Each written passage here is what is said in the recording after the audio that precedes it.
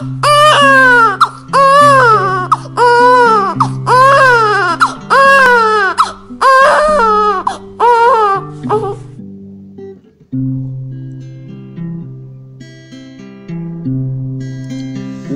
ce que vous venez d'entendre, ce sont les merveilleux cris d'un enfant. Des cris qui marquent la naissance, mais pas le début de la vie. Nous expliquerons pourquoi à la conclusion. Shalom, shalom à tous. C'est un plaisir de vous présenter la chronique spirituelle. Le regard objectivement chrétien sur les faits contemporains, une analyse non exhaustive sur les sujets qui font parler d'eux dans l'actualité de l'Église et tout autour de nous. L'exhortation, l'avertissement ou la réprimande de la part du Seigneur. Bonne écoute.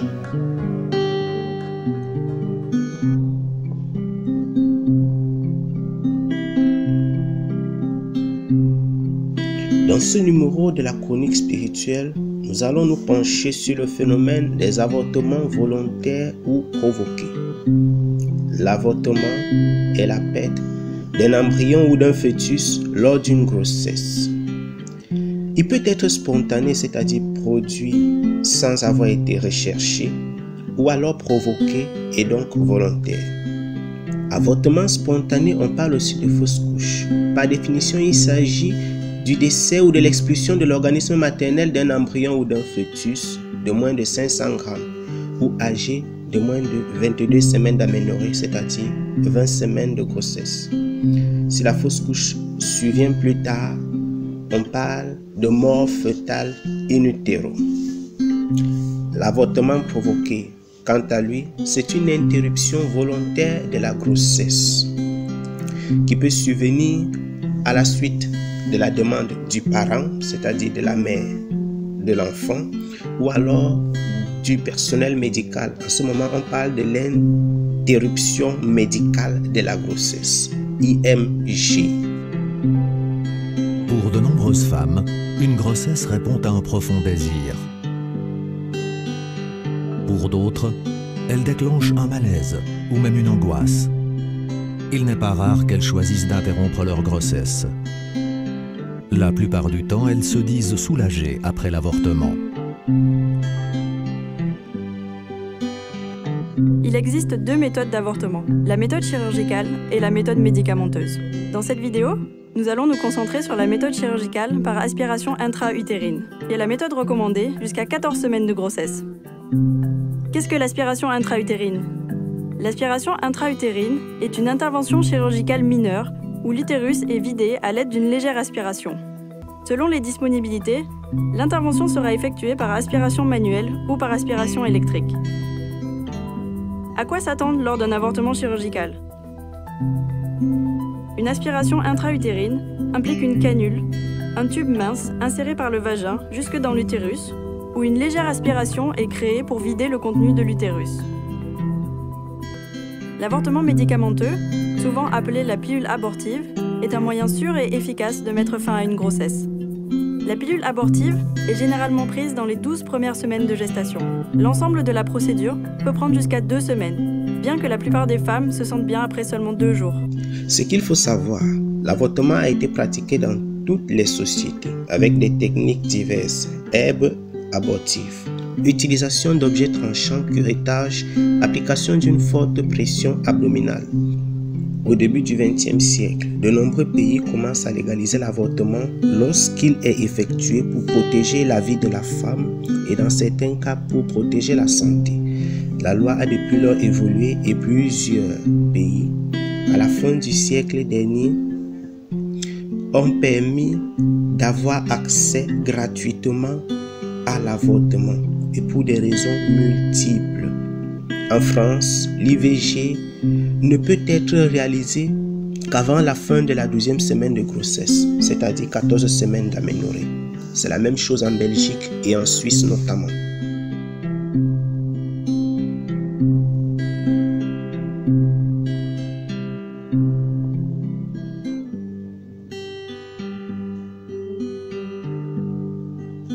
Alors en France, l'IVG, elle peut être faite jusqu'à 12 semaines de grossesse, c'est-à-dire 14 semaines d'aménorrhée, et seule la femme enceinte concernée peut en faire la demande. Quant au Canada, c'est le seul pays occidental où il n'y a pas de loi qui limite ou encadre les avortements tardifs. Selon des études menées en 2010, les avortements après 20 semaines de grossesse représentent toutefois moins d'1% au Québec, soit environ une centaine de cas par an. Ceci veut dire qu'une femme au Canada peut décider d'avorter à n'importe quel moment jusqu'à ce que la naissance survienne. Même à 9 mois, elle peut décider de se soustraire de cet enfant.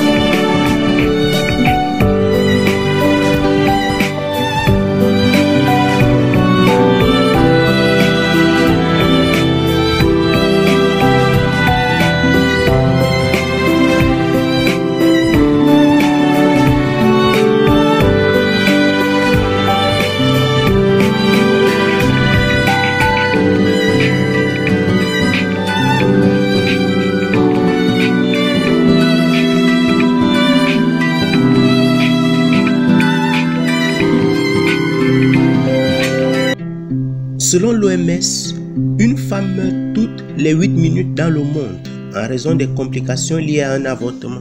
Ceci veut dire que d'ici la fin de cette chronique, il y aurait eu 1 ou 2 femmes mortes, je dirais quasi gratuitement, d'une mort évitable, tout simplement parce qu'elles se sont faites avorter. Près de 56 millions d'interruptions volontaires de grossesse ont eu lieu dans le monde en 2014 selon l'Organisation mondiale de la santé. Un peu moins de la moitié étaient des avortements à risque. Chaque année, environ une grossesse sur 5, c'est-à-dire 20%, est interrompue volontairement. Ça veut dire, mes chers, qu'un enfant sur 5 ne naît pas par décision humaine. Incroyable. Disons simplement de façon générale que selon les estimations de l'OMS, il y a chaque année dans le monde environ 40 à 50 millions d'avortements. Cela correspond à 125 000 avortements par jour. Pour vous faire une idée, le temps que vous prendrez pour écouter cette chronique, près de 1500 femmes se feront avorter dans le monde. Rendez-vous compte, en France, l'IVG, interruption volontaire de la grossesse, quelle que soit la technique utilisée, est totalement pris en charge. Tous les actes, consultation, échographie, analyse médicale, intervention sont remboursés à 100% par l'assurance maladie. Ceci est valable pour plusieurs pays occidentaux où la pratique est légalisée. Selon la Pharma, qui regroupe les principaux laboratoires pharmaceutiques américains, le coût de développement d'un médicament est passé de 54 millions de dollars en 1976 à 802 millions aujourd'hui. Naturellement, il nous vient une question. Pourquoi dépenser autant pour aider les femmes à prendre le risque de mourir pendant que certaines pathologies réelles ne sont pas couverte par l'assurance. La grossesse est-elle devenue une maladie pour qu'on se sente obligé de s'en débarrasser? Dans tous les cas, les conséquences sur tous les plans de la vie sont nombreuses et fâcheuses.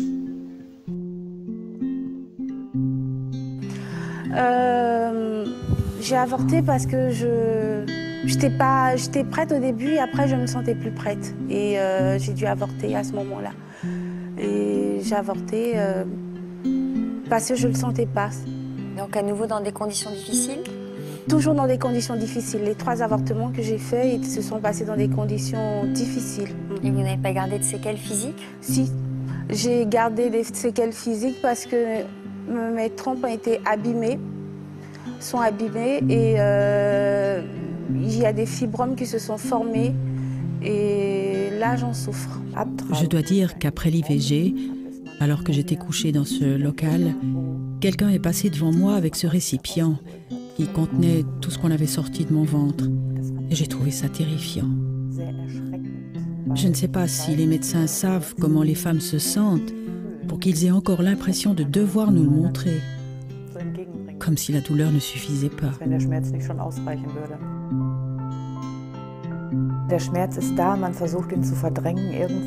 Oui, la douleur est là.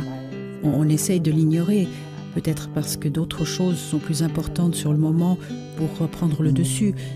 Mais ça m'a terriblement bouleversée dans ma vie.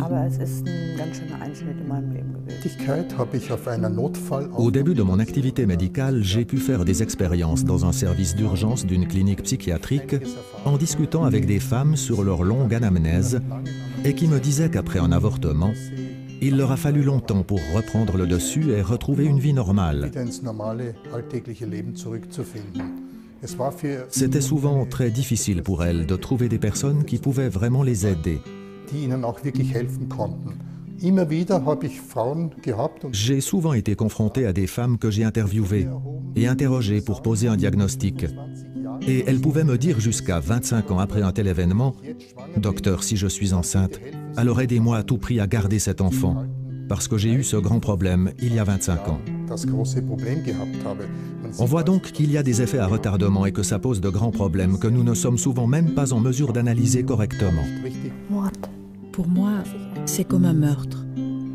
Le fait que j'ai tué un être vivant dans mon ventre et que je l'ai caché, ce qui n'a fait qu'empirer la situation. Je suis tombée malade et j'ai connu des douleurs physiques à peine supportables.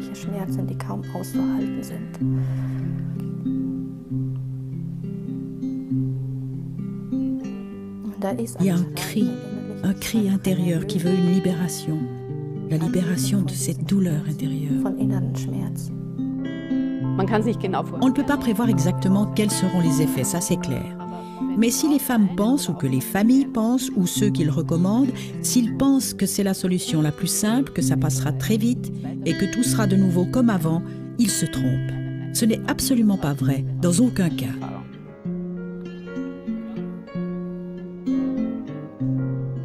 Pour Tunde, son avortement a des conséquences psychiques à long terme qui la perturbent encore des années plus tard, malgré les traitements.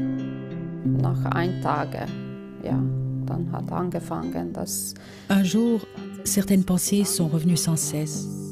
Qu'est-ce que j'ai fait? Pourquoi? N'y aurait-il pas eu d'autres solutions? J'aurais pu aller chercher de l'aide, comme ils me l'ont expliqué à l'hôpital. Mais j'ai toujours essayé de me convaincre et de me dire que tout ce que j'ai fait était OK. Le cas le plus fréquent que je rencontre, c'est que les femmes, quand elles se rendent compte qu'elles ont eu un enfant qui n'est pas né, elles commencent à en faire le deuil. Et elles sentent aussi qu'elles sont responsables de la mort de cet enfant. Ensuite, elles développent un sentiment de culpabilité, plus ou moins important. Und dann mehr oder weniger stark ausgeprägt ein Schuldgefühl entwickeln.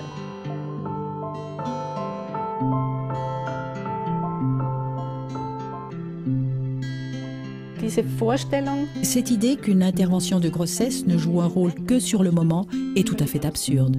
Je pense même que ça joue un rôle jusqu'à la fin de sa vie. Si j'avais su avant ce qui allait se passer dans ma vie et que je tomberais malade, je ne l'aurais jamais fait. Et je ne peux que conseiller à chacune Ne le fais pas, c'est vraiment fatal. Es ist ein Einschnitt. C'est une incision dans la vie, dans l'âme. Et ce n'est pas facile à gérer. Und es ist nicht einfach, damit umzugehen. Le 22 juillet 2011, Priscilla Drey entre à l'hôpital Pellegrin au CHU de Bordeaux pour y subir une interruption volontaire de grossesse. Une opération banale, et pourtant cette jeune mère de 36 ans restera hospitalisée plusieurs semaines avec un pronostic vital engagé et sortira après avoir subi une amputation des 4 membres. Elle a été victime d'une infection nosocomiale. Que s'est-il passé, madame, le 22 juillet 2011 ? Le 22 juillet 2011, ça correspond à un moment de ma vie où on va dire que ma vie a complètement basculé. À cette époque-là, j'étais âgée de 35 ans, j'étais mère de 3 enfants, dont un bébé de 5 mois à l'époque, puisque je venais d'accoucher 5 mois auparavant. J'étais en excellente santé, très heureuse, jusqu'au jour où j'ai eu le malheur, je dis bien le malheur, et c'est ça qui est dramatique, de rentrer au CHU Pellegrin de Bordeaux. Parce que comme vous l'avez dit, j'y rentre pour une intervention ambulatoire. Et j'en ressortirai amputée des 2 pieds et des 2 mains, voilà, quelques mois plus tard. Je suis absolument persuadée que la plupart des mères, et probablement aussi pas mal de pères, ressentent le besoin de faire le deuil de l'enfant. Qu'il soit mort par avortement ou par fausse couche, ça ne joue peut-être pas vraiment un grand rôle. Le fait est qu'un enfant a vécu et qu'il est mort. L'enfant ne vit plus, point terminé. Les principales causes des décès liés aux avortements sont les hémorragies, les infections et les septicémies, les empoisonnements dus à la consommation des plantes ou médicaments abortifs, des blessures génitales internes, sur l'intestin ou l'utérus perforé par exemple, des séquelles non fatales comprennent des problèmes de cicatrisation, l'infertilité, une incontinence urinaire et fécale liée à des traumatismes physiques lors des interventions. La quasi-totalité des avortements clandestins ou non médicalisés sont effectués dans les pays en développement. À lui seul, le continent africain comptabilise la moitié de la mortalité imputable à ces avortements clandestins.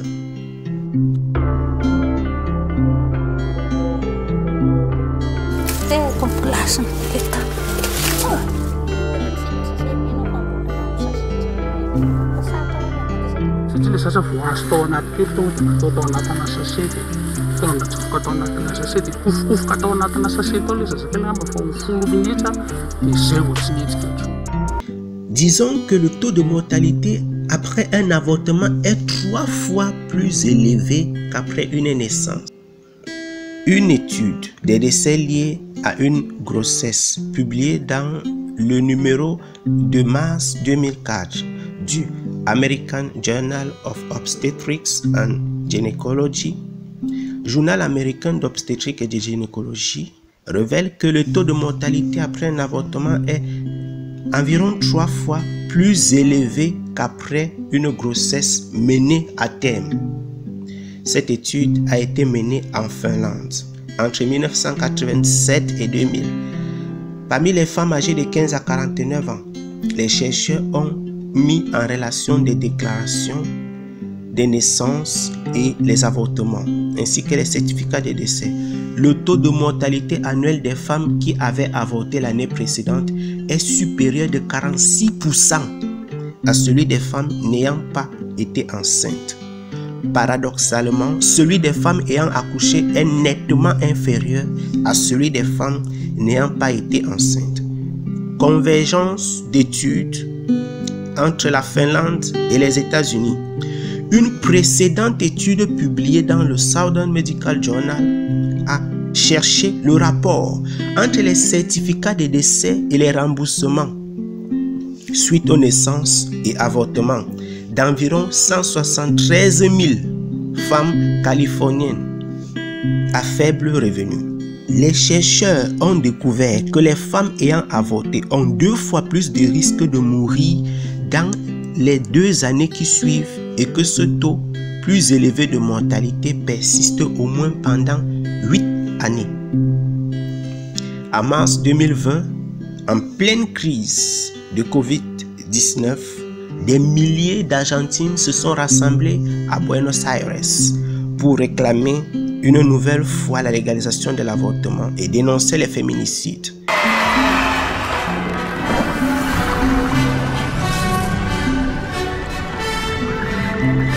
La grande course pour la vie.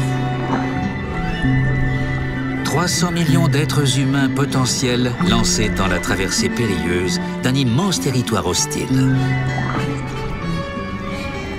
Tous en quête d'un même trophée lointain, l'ovule. Une chance sur 300 millions. Mais comme vous, j'ai vaincu les lois du hasard. Le plus incroyable,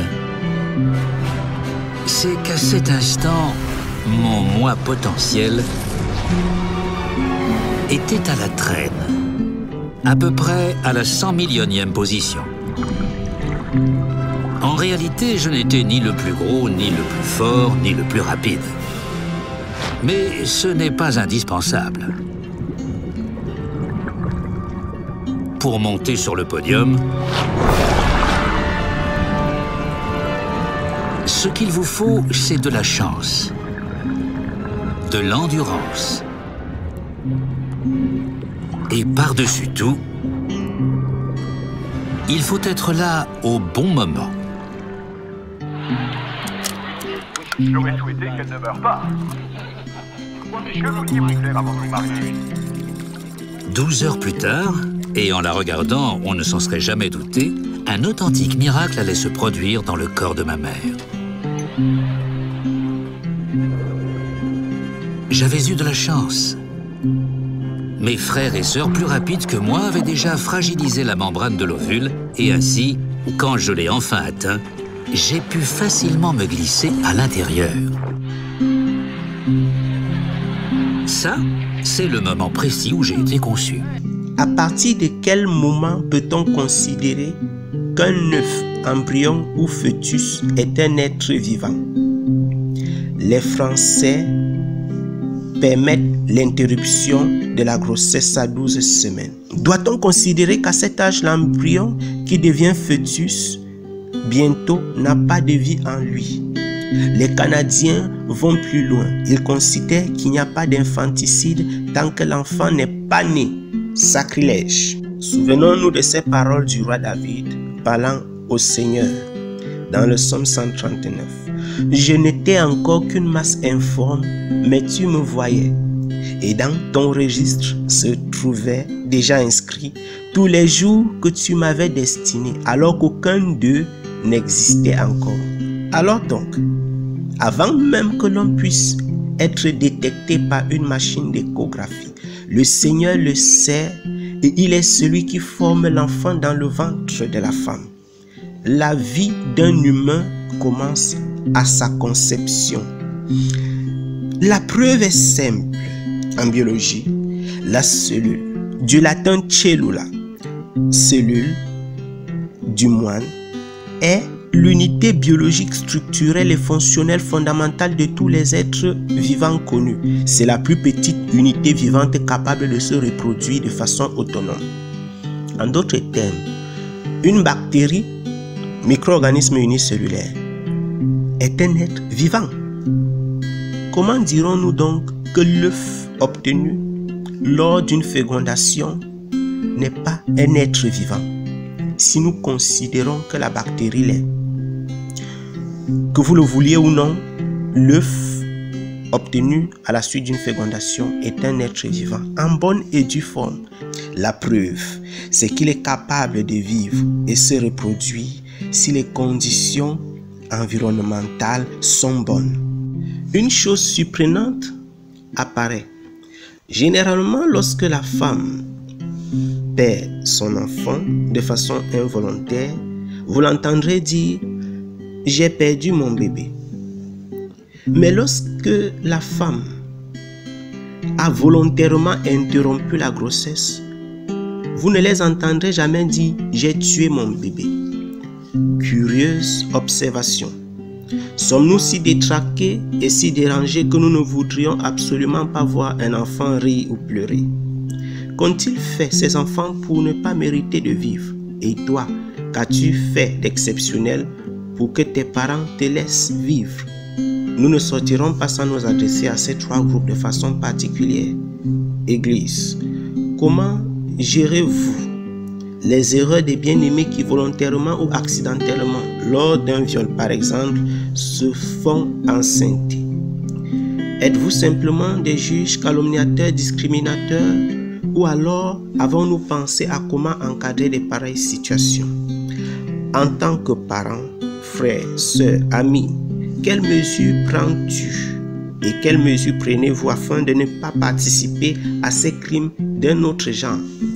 Pourquoi vous avez choisi de Alors, je suis issue d'une famille assez chrétienne, on va dire, et très catholique, très fervente.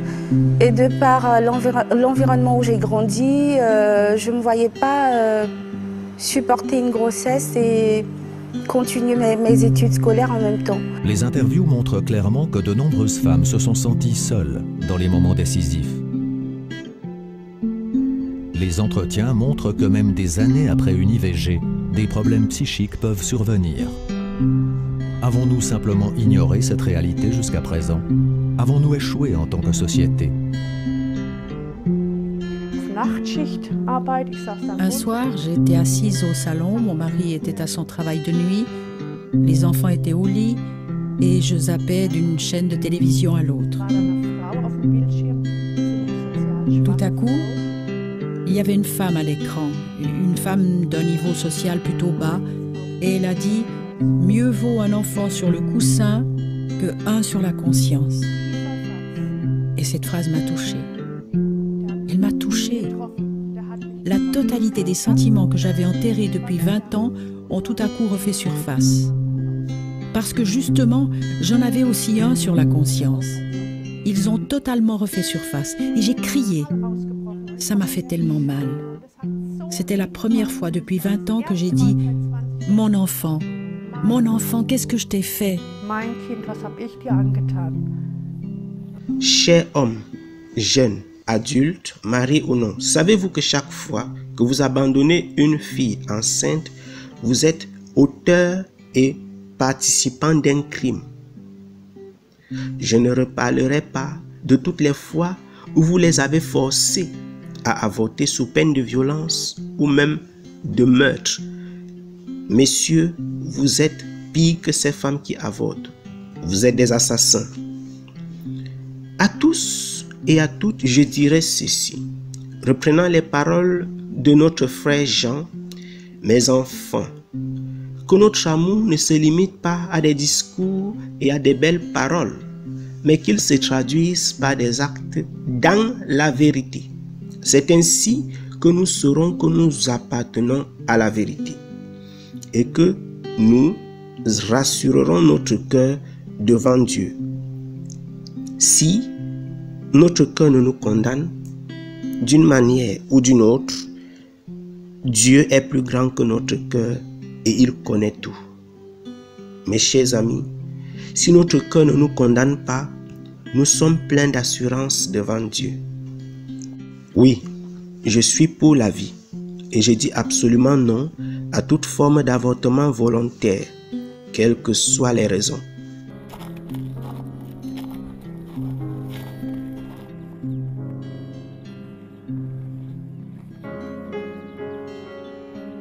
Die Gefühle kannst du tot machen, wie du willst, sie sind aber nicht tot.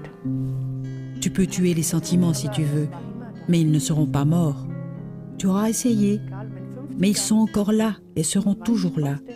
Même au bout de 50 ans, tu sauras toujours quel âge ton enfant aurait et comment il est, ou comment il pourrait être. Et ça, tu dois en prendre conscience, quelle que soit ton opinion sur l'avortement. Tu ne l'oublieras pas, tu n'oublieras jamais.